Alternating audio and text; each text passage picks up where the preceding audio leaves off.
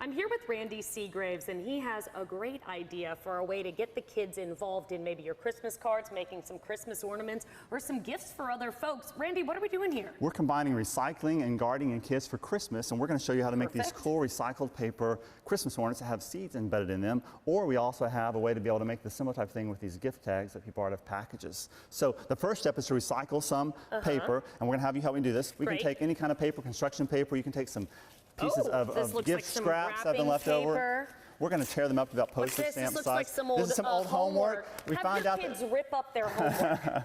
We find out to use different types of paper and combine them together. It works a little bit better. Perfect. So we're going to take this. We're going to fill it about halfway full. We're going to blend it, and when you blend it, you're going to get this oatmeal kind of consistency. It looks like this. Okay, it doesn't look edible, but it does look pretty. It's our paper pulp. So we're going to now strain this into a screen. And so there's different kinds of screens that you can use. Some homemade screens that are frames, some embroidery hoops, some tooling on them. Whatever you have around. These frames that are just from Walmart for screens, kind of have those windows be propped. So we're going to use a screen, set it down. I like our Use our cookie cutter. There's all kinds of shapes cookie cutters you can use.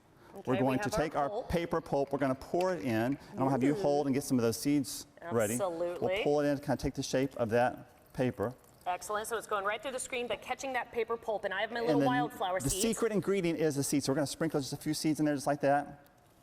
Okay, yeah, that's perfect. Is that enough? And I might throw a little bit more of this paper pulp on top of those as well. Good. So our issue with these grow cards, they're going to be grow plantable cards that are ornaments and gift tags. We got to get the water away from it. Your cards so this check this out. We're going to take this paper pulp that's in the shape of a star. We're going to set it on our towel because we've got to get that water away. We'll use our finger to make sure we don't kind of pull up these points. Okay. We're going to take our towel.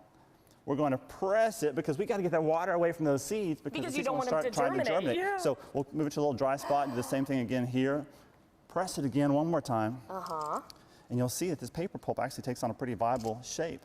Like already this. You can peel it so right once off. this dries, after a day or so, you can take it and use it as a card. And again, we got these cool little gift tags that can be part of your Christmas presents or these ornaments.